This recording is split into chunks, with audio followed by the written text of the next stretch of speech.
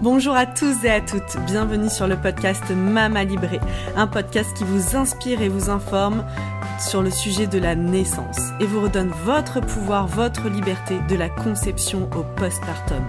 On parlera ici de naissance physiologique, d'allaitement, de conception, de préconception, de préparation à la naissance et bien sûr de postpartum. Si vous aimez ce podcast et que vous souhaitez aller plus loin, suivez-nous sur nos réseaux sociaux et retrouvez-nous sur notre nouveau site mamalibré.co, un site sur lequel vous retrouverez plein d'informations, de ressources, tout ce dont vous avez besoin pour vivre la maternité qui vous correspond. C'est la nouvelle plateforme mamalibré.co, une plateforme sur laquelle vous allez retrouver des informations, des articles de blog, mais aussi sur laquelle vous allez pouvoir vous abonner pour avoir un accompagnement global sur l'alimentation, le yoga prénatal, des relaxations et encore beaucoup de contenu à venir. À très bientôt sur Mama Libré. Donc, bonjour Iris et bienvenue dans le podcast Mama Libré. Bonjour.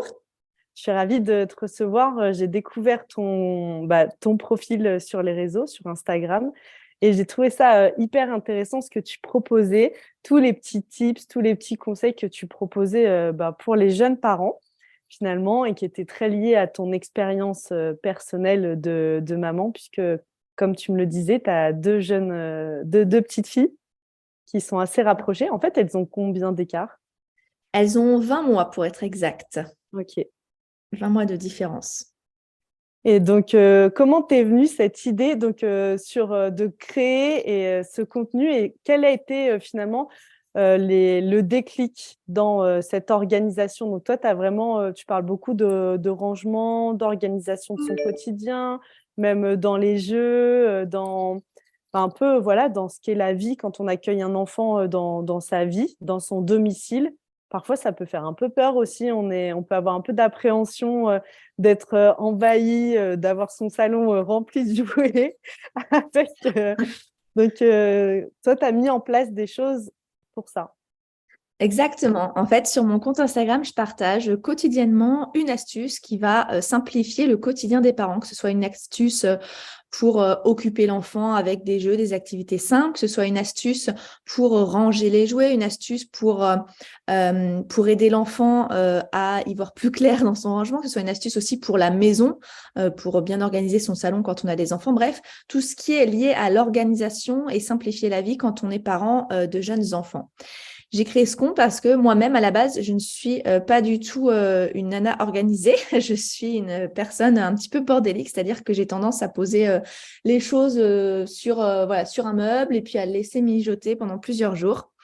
Et quand je suis devenue maman, ça a commencé à être assez compliqué parce que les choses traînaient partout à la maison et je me suis rendu compte que ça jouait énormément sur mon moral, sur mon mental, d'avoir une maison complètement envahie, que ce soit par les choses des enfants et que ce soit également par mes choses à moi. Je me suis rendu compte que finalement, avoir un intérieur organisé, c'était avoir une tête plus organisée et être beaucoup plus zen. Contrairement à ce qu'on peut penser, être organisé, ça ne prend pas plus de temps. Je trouve qu'au contraire, ça fait gagner du temps et encore plus quand on est parent. Donc, j'ai créé ce compte ce compte Instagram, donc Les Caprices d'Iris, dans le but de partager mes petits tips au quotidien pour aider tous les parents qui souhaitent être un peu plus organisés au quotidien et à avoir une maison mieux rangée et aider leur enfant aussi à du coup suivre ce mouvement du rangement. Oui, puis même pour les enfants, ça les aide à se structurer, à se repérer dans l'espace. Ils savent où sont. Ils nous sollicitent aussi moins, je trouve, pour moi aussi appliquer certaines méthodes de rangement dans leur salle, dans leur espace. Ils savent. Là, c'est la partie des Lego, des Duplo, tout ce qu'on veut. Là, tout est un peu rangé, segmenté. Du coup, ils sont beaucoup plus autonomes aussi dans leur jeu. Exactement. Et ça, dès tout petit, en fait, il suffit de l'inclure, très jeune à l'enfant. Moi, je me souviens, mes petites filles, dès qu'elles étaient toutes petites, dès qu'elles avaient à peine 10 mois, on faisait du rangement après chaque activité, après chaque session de jeu. Ça faisait partie du jeu. Et surtout, ce qui est important, c'est qu'il faut se mettre à la place de l'enfant et dire que si on lui simplifie la tâche, pour lui, ce sera un jeu et ce sera quelque chose d'amusant et ce sera inné. Et donc, c'est pour ça que j'ai mis en place des petites astuces de rangement en fonction des jouets. C'est-à-dire qu'en fonction des jouets, on ne les range pas de la même manière parce qu'il faut que ce soit simple pour l'enfant. Et surtout, le but aussi, non seulement de ranger, c'est aussi de faire en sorte que l'enfant puisse aller jouer de façon autonome avec ses jouets. Par exemple, je partage souvent l'astuce de présenter les jouets d'effet à l'enfant. On va prendre par exemple le cadre d'un puzzle.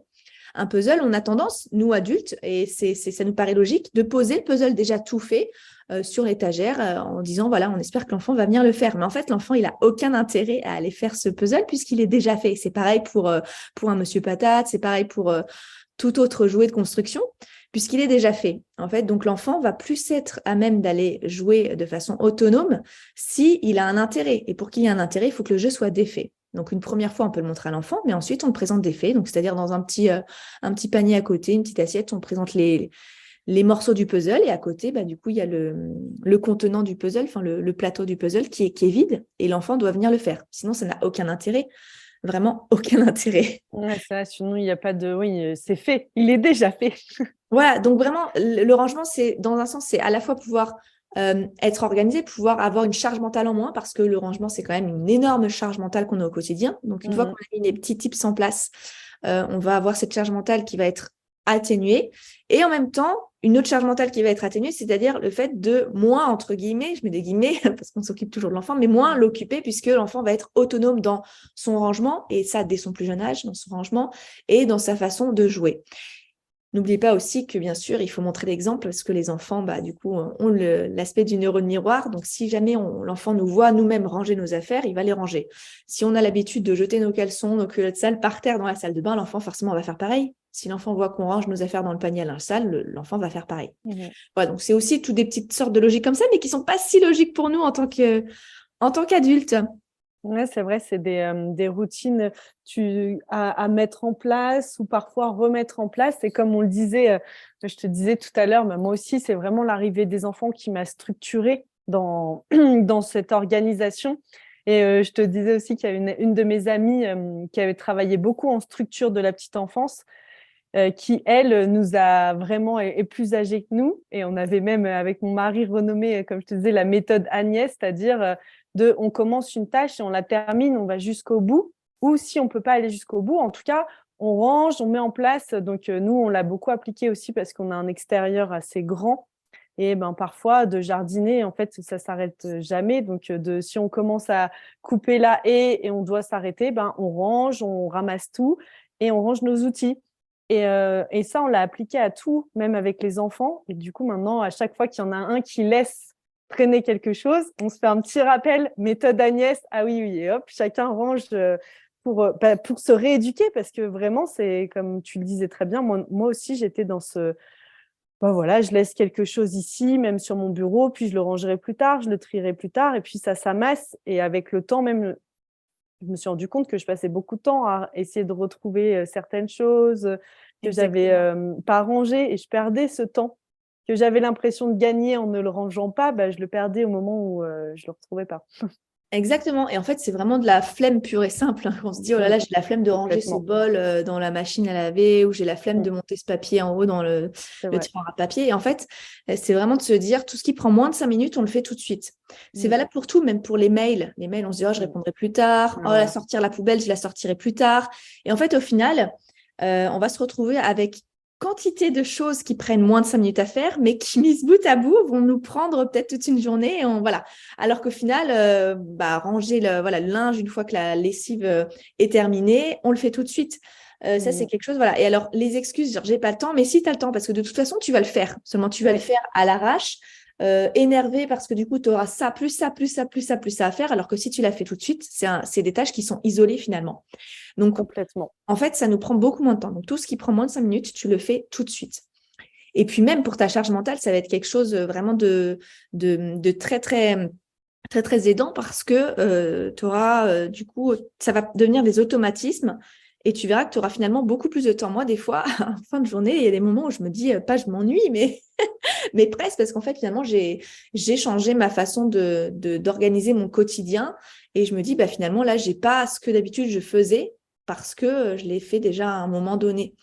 Donc, j'essaye vraiment de m'organiser au quotidien.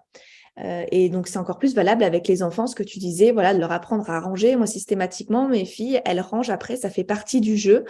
Donc, au début, ça peut être un petit peu compliqué parce que les enfants, s'ils sont pas dans leur période de l'ordre, parce que s'ils sont dans leur période de l'ordre, là, pour le coup, c'est leur période sensible de l'ordre, ils vont ranger d'eux-mêmes. Mais sinon, on peut les aider avec un timer ou une chanson. Bon, en ce moment, c'est la chanson de la Reine des Neiges ou de Réponse. Et puis, pendant qu'on met cette chanson, tu vois, les enfants rangent. Mais comme je te disais tout à l'heure, ma petite qui a pas encore 4 ans, quand je lui dis que c'est l'heure de venir manger, des fois, elle me dit non, j'ai pas fini de ranger. Donc, je range, maman. Puis, tu comprends, maman, si jamais je range pas mes jouets, après, je saurai plus où ils sont. Et du coup, je pourrais pas y rejouer. Ça, c'est parce que je lui ai appris ça. Et donc, pour l'aider à ranger, on a mis en place plusieurs systèmes de rangement que je partage sur mon compte Instagram, Les Caprices d'Iris, et aussi qui vont faciliter des systèmes de rangement qui vont faciliter mes filles à aller jouer d'elles-mêmes sans avoir besoin de moi. Donc, mes filles il y en a une qui va avoir 4 ans dans 2 semaines et ma cadette qui vient d'avoir 24 mois, 2 ans. Et donc, par exemple, ranger les jouets selon leur type. Les jouets en vrac ou en grande quantité, par exemple les Lego, les Duplo, les cubes, etc. Ça, c'est dans des bacs. Mais on va étiqueter les bacs avec une photo pour que l'enfant puisse vraiment visualiser. Parce que des bacs sans photo, finalement, l'enfant, il ne sait pas ce qu'il y a dedans et c'est bien connu ou pas. L'enfant, s'il ne voit pas les jouets, il ne va pas venir y jouer. Parce qu'il y a beaucoup de parents qui viennent me voir en message Instagram et qui me disent, Iris, moi, j'ai plein de jouets, je ne comprends pas, mon enfant, il ne joue pas. Mais parce qu'en fait, ils ne sont pas accessibles, les jouets. Donc, ça, c'est une première astuce, les jouets en vrac, on met des étiquettes. Ensuite, les jouets qui sont encombrants et qui nécessitent de jouer sur des plateaux, on va les mettre sur des plateaux. Par exemple, une table, tu vois, une maison de poupée, on va la mettre sur une table accessible. Un circuit de voiture, par exemple. Le circuit de voiture, s'il est dans une caisse, ton enfant, il n'ira pas ou peut le chercher. Et enfin, les jouets qui ont des accessoires, par exemple le Monsieur Patate, les Pulse, tout ça, on les présente sur des plateaux parce que comme ça, l'enfant va pouvoir le ranger tout seul parce qu'il n'y a rien de plus pénible que d'avoir les pièces qui traînent entre elles. Et justement, si tu mets les pièces qui traînent, tu vas avoir le réflexe de les mettre sur le puzzle déjà fait et ton enfant n'ira jamais y jouer. Alors que si c'est dans un plateau, tu as le puzzle d'un côté et les pièces de l'autre sur le plateau. Et hop, et l'enfant, il peut le ranger sur l'étagère accessible. Voilà, donc ça me fait vraiment penser même, tu vois, avec les... moi, ma fille, elle a une petite cuisinière, tu vois, avec la dinette et tout. Ouais. Et mon mari, à chaque fois, il me dit, mais je comprends pas pourquoi tu ranges. Tu vois, je range dans son placard. Parfois, elle les range, mais voilà. Et je remets un peu les fruits et les légumes, les assiettes, les casseroles et tout, pour restructurer. Et de cette manière, elle joue. Elle passe un temps incroyable à jouer à ça, à ressortir, et elle apprend aussi petit à petit à remettre les choses à leur place. Mais ça, c'est hyper important ce que tu fais parce que ça lui montre aussi qu'on range après chaque activité. Et puis, en fait, les enfants ont besoin d'ordre pour se sentir bien et pour jouer. Une des premières choses que j'ai pu remarquer avec mes filles, entre la maison qui était en bordel et la maison qui était rangée, c'est que les enfants vont se sentir beaucoup plus à l'aise dans un environnement épuré, rangé, où chaque chose a sa place, que dans un environnement où il y a trop de jouets partout, trop d'affaires qui traînent, parce que finalement, ils vont avoir un problème de concentration, ils vont être surstimulés. Il faut savoir que les enfants, tout les stimule, la lumière, les bruits, les sons, les odeurs. Donc forcément, quand il y a beaucoup de choses à portée de vue, ils vont être trop stimulés et ils vont plus savoir où donner la tête. C'est comme si toi, en face de toi, tu as Ryan Gosling, Daniel Craig et je sais pas, un troisième, tu vois, et Brad Pitt, finalement, et tu vas dire attends, lequel, finalement, tu vas pas savoir qui choisir. Alors que finalement, si tu n'as que Daniel Craig, tu vas faire, allez, pourquoi pas. Tu vois, non, mais c'est pas du tout prévu comme exemple, mais tu vois. Mais je vois ce que tu veux dire. Ça revient un peu à ce qu'on disait tout à l'heure. Toi, tu es en freelance, tu travailles de chez toi. Et je disais que moi aussi, je travaille quand même beaucoup de chez moi. Et ça revient à ce qu'on disait, que c'est impossible de se mettre au travail quand on travaille de son domicile, quand l'extérieur n'est pas rangé. Moi, je ne peux pas travailler chez moi tant que je n'ai pas tout rangé, remis à sa place et hop, ça y est, je suis dans ma posture de travail parce que je ne me dis pas, tiens, je n'ai pas étendu ma lessive ou tiens, il y a ça qui traîne ici, même le petit jouet qui traîne là et qui n'a rien à faire, il est dans ton champ de vision. Donc, il occupe un espace dans ta tête. Tu es surstimulé, exactement. Et c'est pour ça que ça joue le rangement sur la charge mentale en moins. Voilà. Donc ça, c'est une partie des choses que je propose sur mon compte. Après, il y a aussi, comme je te disais tout à l'heure, des petits tips pour vraiment, là, pour le coup, pour les parents, pour des petites astuces au quotidien auxquelles on pense pas vraiment, mais qui nous prennent la tête et qui vont nous simplifier la tâche. Par exemple, les étiquettes, quand on achète un nouveau jouet, quand on achète de la vaisselle, tu sais, les étiquettes, on les enlève, puis ça laisse des traces, on les met dans l'eau, alors qu'en fait, il suffit de passer un coup de sèche-cheveux dessus. Ça fait fondre la colle et ça s'enlève sans laisser de traces. Ou par exemple, voilà, comment présenter un jouet qu'on offre à un enfant pour qu'il puisse y jouer tout de suite, déjà mettre des piles et puis enlever toutes les attaches plastiques qui sont autour parce qu'il n'y a rien de plus frustrant que d'offrir un jouet à un enfant et puis il ne peut pas y jouer tout de suite. Voilà. Complètement. Je pense qu'on l'a tous vécu à Noël. Voilà. Au moins une fois sur un cadeau que quelqu'un t'a offert. Moi, je l'ai vécu avec ma fille. Mes beaux-parents, ils avaient offert le super micro VTech là qui fait de la musique, des chansons et tout. Ah, mais il n'y a pas de pile. Voilà. Non, mais typiquement, c'est ça. Ou alors le super train, mais le train, du coup, il faut le monter, il faut enlever toutes les petites pièces qui sont à chaque fois dans des petits emballages différents, alors que si tu l'as fait en amont, l'enfant, il va pouvoir y jouer tout de suite. Pourtant, j'avais fait une vidéo là-dessus. Avant Noël. Tu vois, mais c'était pas moi qui avais fait le cadeau. Je n'avais pas anticipé. Là, je vais envoyer ta vidéo à tout mon réseau, toute la famille. Il y a les anniversaires qui arrivent bientôt. Grave. Là, d'ailleurs, il faut que je le fasse pour préparer. Là, il y a les cadeaux de Blanche qui sont en attente. Il faut que j'ouvre parce que on lui offre le cheval de la Reine des Neiges là, avec la Barbie. Et c'est attaché par des petits, tu sais, je sais pas comment on appelle ça, les petits câbles là, tu sais. Oui. Horrible à couper, qui prennent trop de temps et tout. Donc, du coup, là, je vais tout détacher, mettre les piles et puis comme ça, direct, elle ouvrira, elle pourra jouer. Génial. Et on évoquait aussi, juste avant de commencer l'enregistrement, c'était intéressant ce que tu partageais sur les petites choses que tu as mis en place après la naissance de tes filles pour, dans ton quotidien, te faciliter aussi un peu la tâche et t'évoquer l'idée du petit panier, par exemple. Et ça, je trouvais hyper précieux. Moi aussi, j'avais fait ça. J'invite beaucoup les mamans qui attendent des enfants à envisager, à s'imaginer. Alors, c'est pas toujours évident quand c'est ton premier, mais moi, je donne un exemple un peu drastique, tu vois, pour grossir le trait, mais je leur dis, imaginez que pendant un certain temps, c'est comme si vous n'allez pas pouvoir bouger de votre lit ou sortir de la même pièce.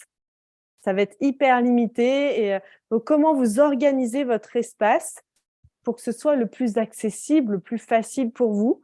Parce que parfois, quand on a une maison, on peut se dire la table à langer, elle est dans la salle de bain, les couches, elles sont ici. Donc, c'est une logique, mais ce n'est pas la logique de t'es une maman et tu vas changer les couches toutes les 2 heures presque au début. Donc, Exactement. Et d'autant plus avec les enfants rapprochés, c'est ce que je te disais, pour pas laisser ma petite qui était encore toute petite, mon aînée qui était toute petite pendant que je changeais ma deuxième. Mais du coup, oui, directement quand je suis rentrée de la maternité avec ma première fille, donc j'étais toute jeune maman, enfin nouvelle maman, on va dire. Et c'est là que je me suis rendu compte que c'était pas possible parce que ma fille était RGO, un fort RGO, c'est-à-dire qu'elle régurgitait énormément à chaque biberon et voilà, peu importe la distance entre le biberon et la distance entre son boire et la régurgitation, ça pouvait venir à n'importe quel moment. Donc, du coup, on avait des langes un peu partout dans la maison et finalement, il y en avait partout, ça traînait partout. Et donc, au début, je m'étais dit, c'est une bonne logique d'avoir des langes dans toute la maison, finalement, dans chaque pièce, parce que comme ça, dès que je vais dans une pièce, j'ai des langes. Mais au final, comme tu disais, c'était dans le champ de vision, il n'y avait que ça partout, c'était très, très pénible. Donc, au final, je m'étais fait, au bout de 2 semaines, j'en ai eu marre et je me suis fait un petit panier avec des anses, avec une anse que je pouvais trimballer partout, un peu comme le sac à langer, mais façon maison. Et accessible, c'est-à-dire ouvert. Donc, un petit panier, n'importe quel panier fait l'affaire, une bassine, si vous avez ça. Et dedans, je mettais, si je savais que j'allais passer la journée, et c'est comme tu le dis, on passe la journée sur le canapé, ou dans ton lit, mais peu importe, moi, j'étais la journée sur mon canapé avec bébé sur moi. Et donc, j'avais dans ce petit panier, j'avais les couches, un petit récipient de liniment, et puis des langes à portée de main. Les biberons, si vous n'allaitez pas, les dosettes de lait toutes faites, il n'y a plus qu'à verser. La bouteille. Vous allaitez votre gourde d'eau pour vous. Ouais, les biberons étaient remplis avec la dose de lait, la dose d'eau qui correspond. J'avais plus qu'à verser les petites dosettes de lait. Et j'avais à côté de moi un autre petit panier avec dedans les jouets de quand les bébés sont tout petits, ils n'ont pas besoin de grand-chose. Là, je parle des bébés qui sont quand même des bébés, pas forcément des nourrissons. Parce que les nourrissons, du coup, ils dorment tout le temps. Donc, au final, tu n'as pas besoin du panier à activité. Hein. Mais pareil, quand le bébé a 3-4 mois qui commence à s'éveiller, mais que du coup, il reste quand même beaucoup sur moi, je le mettais, tu sais, sur mes genoux face à moi. Et donc, j'avais un petit panier. Donc, à ma gauche, le panier avec les biberons et à ma droite, le panier avec, j'avais une balle, un hochet et des livres. Et comme ça, voilà, j'avais tout à portée de main. Mais bon, c'est vrai que mes filles dormaient énormément encore à cet âge-là. Mais du coup, voilà, d'avoir ces petits paniers, ça évite d'en avoir partout dans la maison parce qu'on se laisse vite déborder. Et finalement, après, je trouve que le fait d'avoir tout dans la maison qui est tout pour bébé, ça nous enferme aussi un petit peu dans ce rôle de, du coup, on est jeune maman et du coup, on est maman point barre. Et du coup, en fait, ça empiète sur notre quotidien, sur nous. Et c'est bien connu, tu sais, on dit l'expression, je ne sais pas si elle est juste, la phrase, c'est vraiment les mots, mais en gros, l'idée, c'est que on est notre maison. Enfin, notre maison, c'est nous, en fait. Notre maison est le reflet de nous. De Et donc, notre intérieur, en tout cas. C'est notre intérieur. On le dit souvent, notre intérieur, en parlant de l'intérieur de notre maison.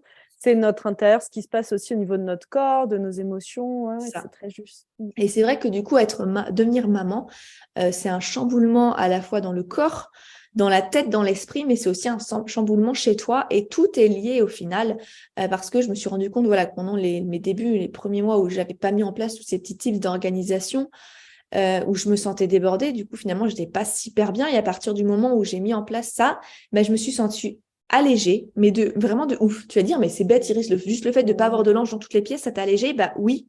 Ouais, ça m'a clairement allégée parce que du coup, quand j'allais dans ma chambre, c'était ma chambre. Peu importe que j'y aille avec ma fille, je pouvais dire, allez, je vais m'allonger sur mon lit pour me reposer, mais du coup, je prenais ma fille, le petit panier d'activité, y aller, mais après, le petit panier, il revenait à sa place. Il n'y avait pas genre des jouets qui restaient tout le temps dans ma chambre. C'était non, les jouets, ils sont dans sa chambre, point barre. Ouais, moi, je l'ai vécu aussi avec le salon. Parce que tu vois, il y a un moment où ils peuvent vite investir tout ton espace. Alors, moi, bien sûr, maintenant, ils sont plus grands. Ils ont 4 et 7 ans. Donc, oui, ils peuvent jouer. Ils amènent leurs jouets un peu partout. Mais les jouets repartent à leur place. Et le soir, tu as ton espace. Et le salon, il y a 0 jouet, en fait. Alors ça, par contre, c'est complètement normal d'avoir quand même entre un certain âge, les enfants ont vraiment besoin, et jusqu'à longtemps, de jouer à côté des parents. Et jusqu'à un certain âge, ils ne jouent pas forcément dans leur chambre, ils ont besoin de la présence du parent. Donc ça, pour le coup, c'est important et c'est même nécessaire, à mon sens, d'organiser un coin jeu dans le salon. Proche de nous. Moi, je ne l'ai pas mis dans mon salon, mais je l'ai mis, tu vois, j'ai ma cuisine et le salon, il est un peu éloigné géographiquement. Donc, il y a tout l'espace, en fait, derrière ma cuisine, c'est sous l'escalier. Ils ont un espace où là, c'est leur espace à eux dédié parce qu'ils aiment être à côté de nous. Mais voilà, tu vois, il faut pas. Enfin, le salon, c'est la pièce pour moi, chez nous, dans notre organisation, où il n'y a pas de jouets. Voilà, et du coup, ça c'est très bien, tu organises un coin, mais la plupart des personnes vont le mettre dans le salon. Généralement, c'est vrai quand il y a me voir en MP, elles me disent voilà. Parce que du coup, oui, je peux faire des petits tips en MP. J'ai un petit forfait pour aider les jeunes mamans. Voilà. Trop bien. Je n'ai pas encore communiqué dessus, mais c'est vrai, c'est génial ça. Pour les jeunes mamans qui veulent s'organiser au quotidien. Et donc, du coup, voilà, nous, on a fait un petit espace dans le salon. Alors, en plus, pendant le Covid, on avait notre fille. Et donc là, par contre, le salon, c'était une vraie crèche parce qu'on restait tout là. Donc là, c'était un petit peu, on va dire, voilà, exceptionnel. Mais sinon, en temps normal, on a juste un meuble. Il faut savoir que les enfants n'ont pas besoin de beaucoup de jouets. N'oublie pas la méthode du roulement des jouets. Un enfant a besoin de 5-6 jouets à sa vue, à sa portée maximum pour pouvoir jouer. Sinon, il ne saura pas où donner de la tête. Donc, c'est important de faire un roulement, de bien observer la période sensible dans laquelle se trouve votre enfant, que ce soit la période du langage, la période du mouvement, la période du petit objet, la période de l'ordre. C'est important de définir ces périodes et d'observer dans laquelle se situe ton enfant pour lui proposer des activités et des jeux en adéquation avec ce besoin qu'il a d'assouvir du moment. Et donc, 5 jouets, c'est largement suffisant, que vous changez toutes les 1 à 2 semaines. C'est largement suffisant. Faites le test. Plus votre enfant a de jouets, moins il va le jouer. Il va aller jouer pendant 2 minutes avec un jouet et le reposer, alors que s'il a 4-5 jouets maximum à sa portée, il va y jouer longtemps, il va observer, il va se dire qu'est-ce que je peux faire avec ce jeu. Voilà, c'est pareil dans la petite cuisine. Je parlais de la petite cuisine tout à l'heure. Nous, on a complètement épuré. Au début, on avait genre 4 carottes, 6 tasses, machin. Et en fait, on s'est dit au final, mais il n'y a pas besoin de 6 tasses. En fait, 2 tasses, elles sont 2. Il n'y a besoin que 2 tasses. Il n'y a besoin de 2 assiettes. Il y a besoin d'une seule carotte. Enfin, on n'a pas besoin d'avoir plein de choses. Finalement, trop de choses trop de choix tue le choix. Donc voilà, on fait aussi ce roulement des jouets pour tout. Et c'est vrai que ça facilite grandement les choses. Pour le coin jeu, vous pouvez l'organiser selon comment est la disposition de votre salon. Vous pouvez le faire derrière le canapé, sachant que votre enfant, il va venir forcément jouer aussi. Il va déplacer les jouets pour être au plus proche. Si vous êtes assis sur le canapé, il va venir jouer devant vous, à vos pieds, voire à côté de vous. Donc nous, ce qu'on a mis en place, c'est que déjà, on a expliqué, mais tout petit, les enfants le comprennent, hein, même s'ils ont 6 mois. On a l'impression que les enfants, ils comprennent pas, mais en fait, ils comprennent beaucoup de choses si on se met à leur hauteur et qu'on leur parle calmement et qu'on leur montre. Du coup, nous, on a un tapis. On a un tapis qui d'ailleurs qui était leur tapis d'éveil que je refuse de me séparer de ce tapis d'éveil. Il servira plus tard. Du coup, là, elles l'ont encore. Et donc, c'est le tapis que je mets, par exemple, elles ont leur coin jeu et des fois, elles me disent, maman, voilà, je sais qu'elles veulent jouer pendant que nous, on est assis sur le canapé, qu'on lit un livre, machin. Bon, ça n'arrive pas souvent, on n'est pas souvent en train de lire un livre pendant qu'elles jouent, hein, je vous rassure, mais La lire vie. un livre pendant hier, elles m'ont fait un pique-nique et du coup, je lisais mon livre, puis tu sais, en même temps, elle m'interrompait en me disant, tiens, maman, tu veux du chocolat, tu veux du lait, tu veux, voilà, donc je jouais avec elle.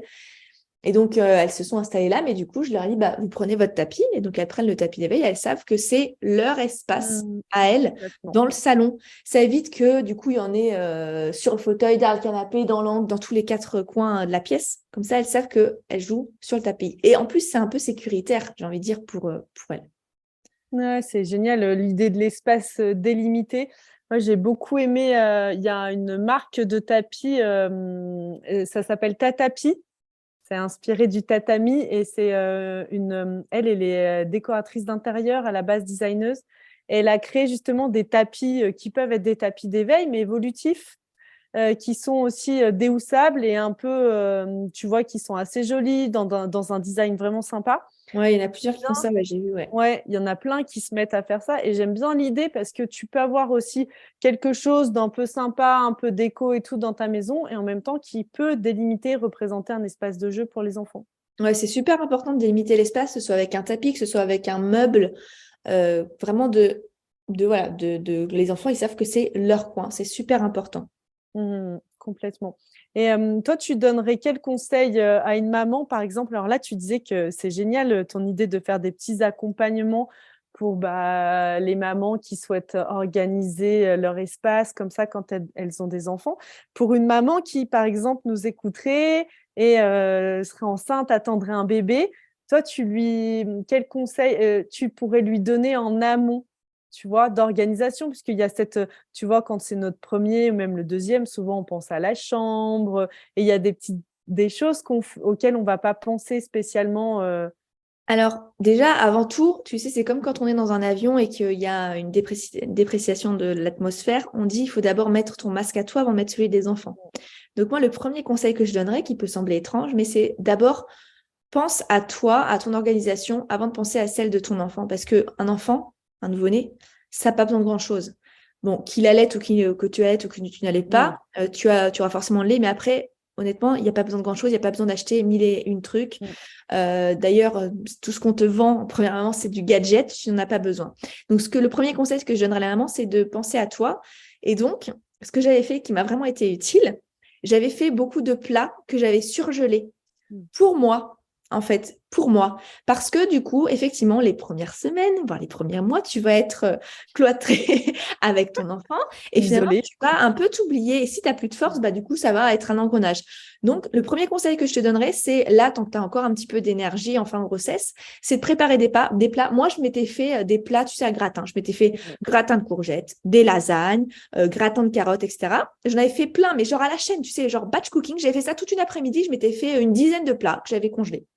Et je peux t'assurer que ce soit mon mari ou moi, on était bien contents, franchement, dès que la petite s'était endormie, de dire « Ah, il n'y a plus qu'à décongeler le truc, c'est trop bon. » Tu sais, il n'y avait pas de se dire « Tiens, il faut qu'on fasse des pâtes. » Même en se disant « On va se faire un plat facile, il faut quand même le faire. » Donc là, c'était juste « Tu vas au four, c'est bon. » Et du coup, ça, c'est le premier conseil que je donnerais à une maman. Ensuite, le deuxième conseil, ce serait du coup de faire ce fameux petit panier. Voilà. Et puis après, vraiment, c'est de voir son organisation au quotidien parce que finalement, on a beau prévoir des choses en amont, finalement, quand on est dans le jus, ça se passe pas forcément comme on a prévu parce qu'on peut se dire, oui, voilà, je vais m'organiser mon petit coin ici. Et puis au final, se dire, ah non, en fait, je suis peut-être mieux sur la méridienne. Ah non, je suis peut-être mieux dans ma chambre, en fait, parce que X ou X raison. Donc voilà, pas trop prévoir de choses non plus. Mais du coup, voilà, de prévoir à manger. Ça, c'est sûr et C'est la certain. base de survie. C'est la base. Ouais, mais on n'y pense pas forcément. Ouais, c'est Et je vrai. t'assure que j'étais super contente d'avoir ces plats que je m'étais fait maison à portée de main, quoi. Parce que comme Mhm. ça, même, tu sais, j'avais bébé dans les bras, j'avais plus qu'à prendre le plat au congèle, le mettre au four, c'était prêt, puis après, je mangeais et je mangeais quelque chose de bon. Ouais. Ne pas oublier aussi dans le petit panier la télécommande. Enfin, parce que des fois, t'es coincé avec bébé comme ça, et là, tu fais merde! La télécommande, elle est à l'autre bout du canapé ou elle est à l'autre bout de la pièce. T'oses Punaise! pas bouger parce que ça fait 1 heure que t'as mis 1 heure à l'endormir, le temps qu'il Grave. Et là, fasse tu son fais rôle et ah tout. merde, tu sais, ou t'as les commandes ou ton livre, Ouais, mais ouais. du coup, t'es genre ah Ou non, ton téléphone, tu dis que tu vas t'écouter un petit podcast ou ouais, quelque chose de sympa. Et ben non, il est de l'autre côté ou dans l'autre pièce. Ouais, c'est oui, ça. je vois bien. Mais ça, c'est des choses que tu peux prévoir après. Mais voilà, premier conseil, prévoir pour t'organiser, prévoir tes repas. Et puis oui, te prévoir l'espace bébé. C'est-à-dire prévoir sur ton plan de travail à la cuisine ou sur ta table à manger si tu n'as pas de plan de travail, peu importe, mais tout ton nécessaire à bébé sur un petit plateau.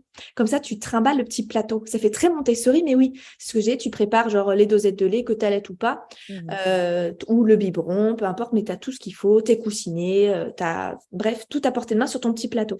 Voilà. Complètement. Et c'est intéressant aussi ce que tu disais de revoir son organisation à soi. Moi, je me souviens vraiment avoir pris le temps et je le conseille souvent aux mamans que j'accompagne et tout dans l'accompagnement que je propose là, de s'être libérée au préalable un maximum de la charge mentale, par exemple de notre administratif, du rangement de la maison. Moi, par exemple, quand ma deuxième fille est née, j'ai déménagé 3 mois avant. Donc, il y avait des espaces dans ma maison où il y avait encore des cartons et tout. Et je me souviens, j'avais demandé à ma sœur de venir.